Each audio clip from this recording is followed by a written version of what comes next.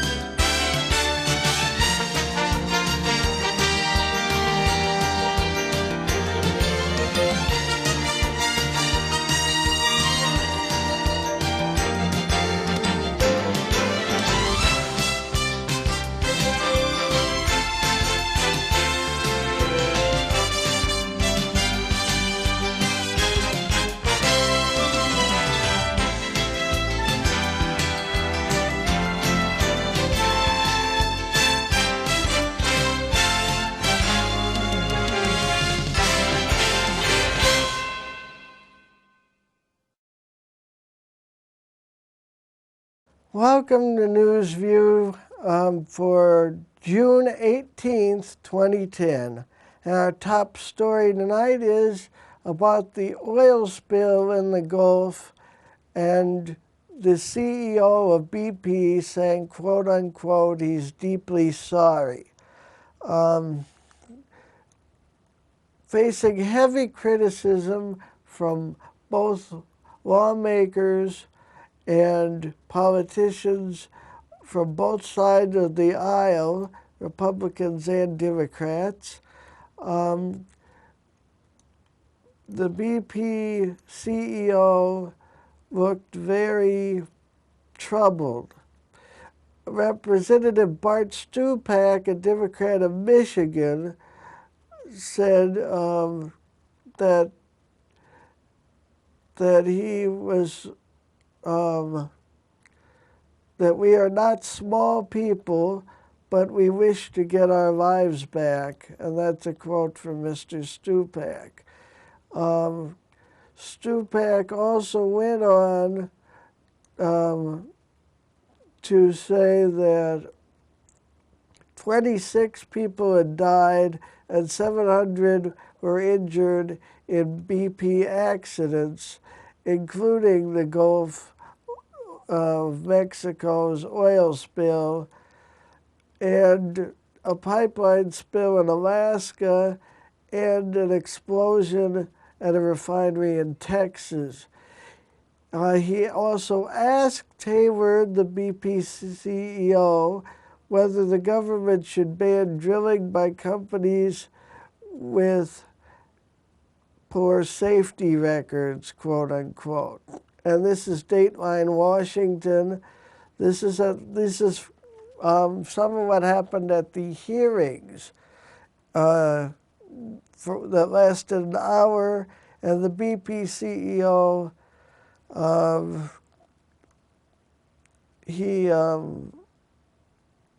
he says he's sorry and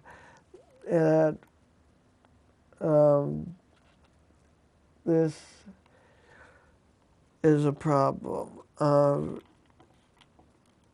But a woman who was protesting outside of the hearing room, one of them was named Diane Wilson, 61. She appeared with a black stained hand, and she says Hayward should go to jail, quote unquote. And she was joined by Ann Wright of Honolulu, who was age 63, who wore a BP hard hat, overalls, sunglasses adorned with dollar signs. She said BP doesn't really care about this. And she pulled out an oil-stained rubber ducky. There's a lot of passion on both sides about this, and everybody can agree that BP has royally messed up, I think. And the next story, some Republicans say that the BP deal with the U.S. is a shakedown.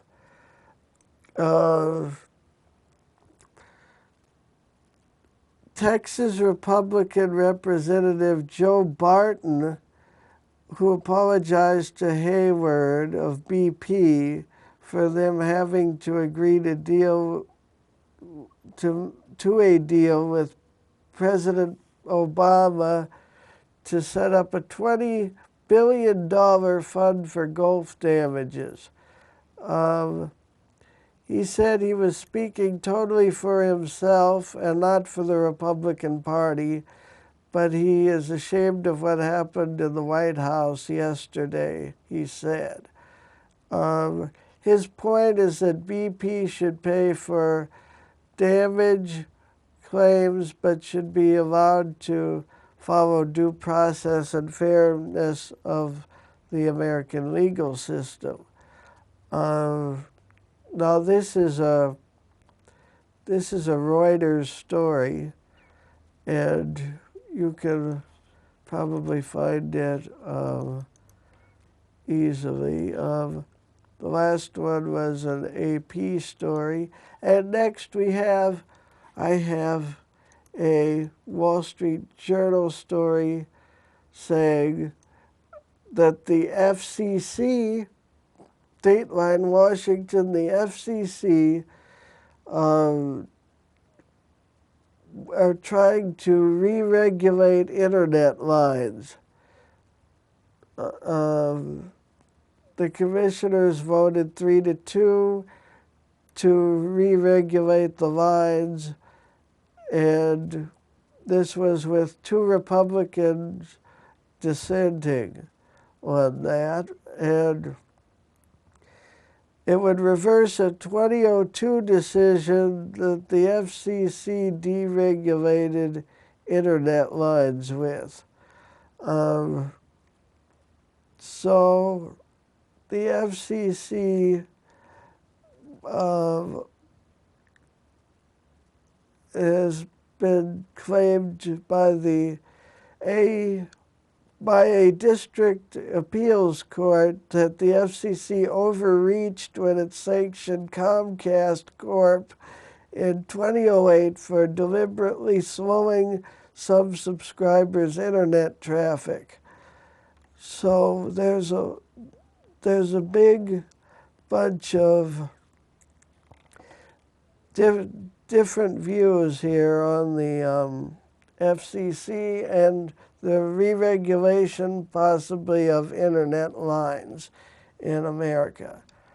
And if you have any questions, comments, suggestions, you can email them to me at mbadger@newsview.info. And if you'd rather, you could do that, and you could also call the station at 217, that's the area code, 384-2452. And the next story here, we're getting to the next story. Delta Airlines has added a Detroit flight in Savoy, Illinois, at Willard Airport. They plan to switch from turboprops to 50-seat regional jets for that route. And it says they now fly to Detroit twice daily in the morning and once in late afternoon, Sundays through Thursdays. So now you can fly to Detroit from Willard Airport in the Champaign in central Illinois. And that is from the Chicago Tribune, and so is this. A farm accident, Dateline, Sullivan, Illinois, has killed an 8-year-old boy after a piece of farm equipment fell on him just east of Sullivan The town is about 40 miles southwest of Champaign, and they say he was playing with his brother in his family's yard at about 8:30 p.m. and a hay tedder fell on him from a trailer, causing his death, and that's a sad one.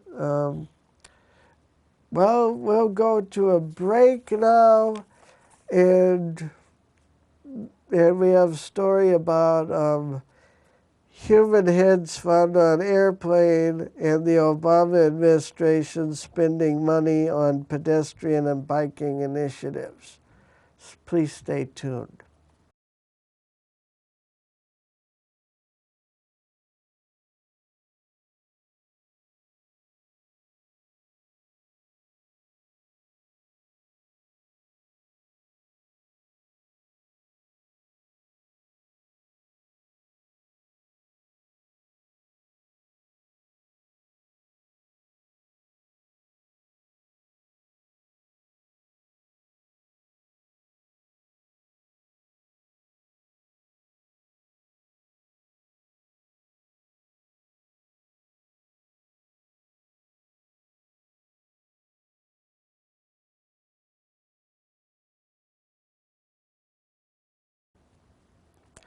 Okay, welcome back to News View.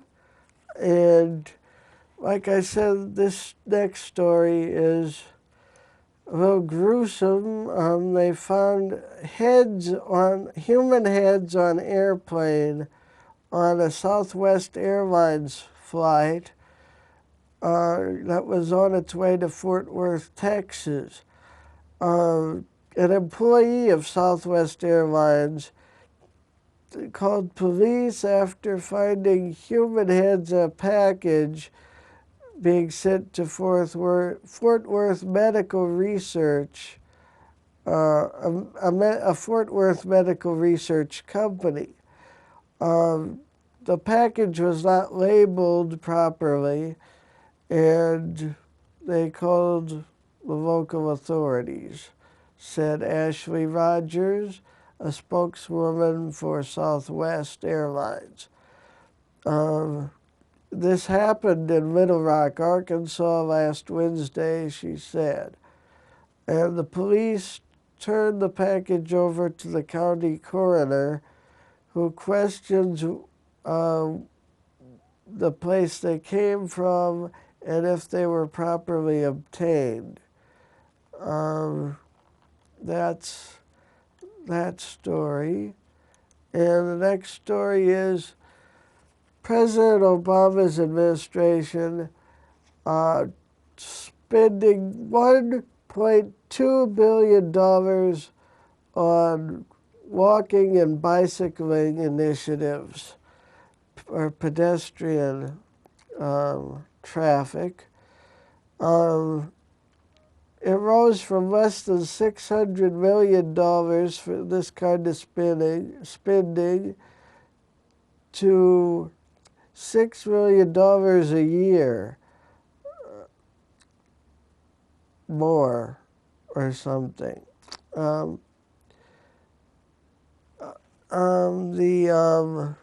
The Bush administration has did not do this, and this is basically completely different than what they were doing. And it says here that the Obama administration seeks to coax Americans out of their cars. I know there are groups up in there are groups in northwestern Illinois who have been for years trying to get people to ride bicycles. Personally, I'm not as good at bicycle riding as I used to be. So I would be walking if I were. I do walk. Walking's good for you, it's fine, but I believe that cars are a good thing. The next story is the Obama administration has also been secretly working with Russia to make an agreement on missile defenses, which many officials fear will limit U.S. missile defense. And according to them, they presented a draft agreement on missile defenses to the Russians as a part of talks between Evan Tosher, I think it's pronounced, maybe I could be wrong, under Secretary of State for Internal Security and Arms Control, and the Russian Deputy Foreign Minister named Sergei Rybakov. The talks that are secret and could be an agreement have made pro-missile defense advocates worried. The control officials who are for arms control dislike missile defenses and think they are an impediment to offensive arms agreements. And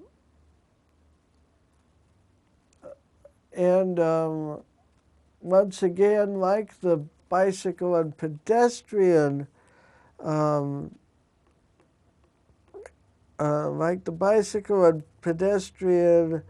views held by the Bush administration, this is another sharp contrast. And even the Clinton administration wanted to extend the ABM treaty limits on strategic defense to short-range missile defenses, something opposed by the U.S. military because of the growing threat of soft-range missiles. And if you want the rest of this story, it's from the Washington Times, and it's called Inside the Ring by Bill Gertz. Now here we have video of students chanting, "I am an Obama scholar." So yet another, I guess, homage to President Obama courtesy of our schools. I don't know if you can hear this, but they're saying they can be anything. They're saying they can be anything they want to be, and they're an Obama scholar.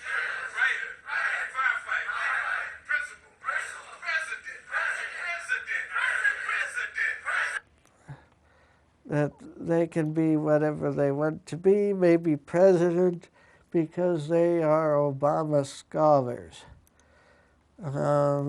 Whatever that means. And in more Blagojevich news, Blagojevich's defense is trying to link kickback money to an Obama contribution.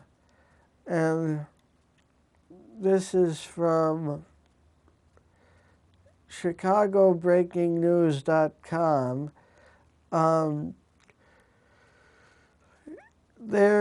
They say that Tony Rezko and Joseph Armanda, Armanda acknowledged that he donated $10,000 to Obama's campaign when he ran for the Senate in 2004. And Armanda said he did so at Rezko's request. And this was days after he had picked up a $125,000 check, acting as a middleman at the same time. And prosecutors say this is a corrupt inside investment deal involving Rezko, Blagojevich, and 2 other top aides. But there is no evidence that Obama would have known the contribution might be tainted. And that is at ChicagoBreakingNews.com. And it's called Blago Defense Tries to Link Kickback to Obama Contribution. Well, if you have any questions or comments, I again ask you to email them to me at mbadger@newsview.info. That's the email address. Or you can phone the station. And right now, we'll go to a break, and then we'll have your weather, the Star Spangled Banner, National Anthem, and the credits. So thank you for watching, and don't turn that channel yet.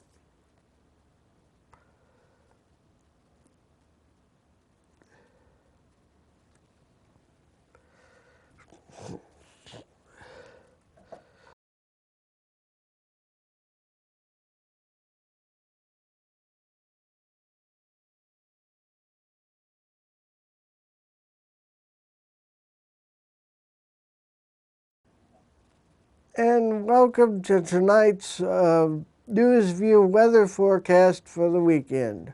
Friday night, a low temperature of 70 degrees Fahrenheit and partly cloudy. Saturday, chance of thunderstorms, high of 90 degrees Fahrenheit with the probability of precipitation at 30%. Saturday night, a low temperature of 70 degrees Fahrenheit.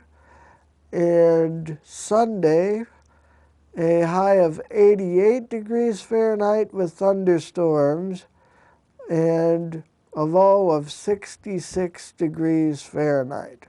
This has been your NewsView weather forecast for the weekend.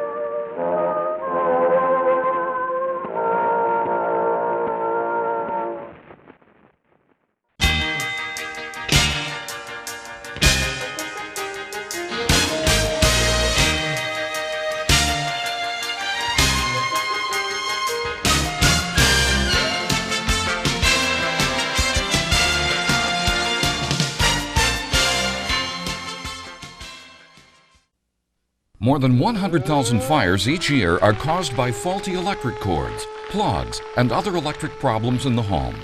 Take time to check your home for electrical hazards. Make sure outlets are not overloaded. Check electrical cords to be sure they are not damaged or placed under rugs or carpets.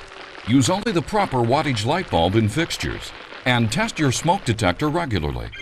For more safety information, visit safeelectricity.org.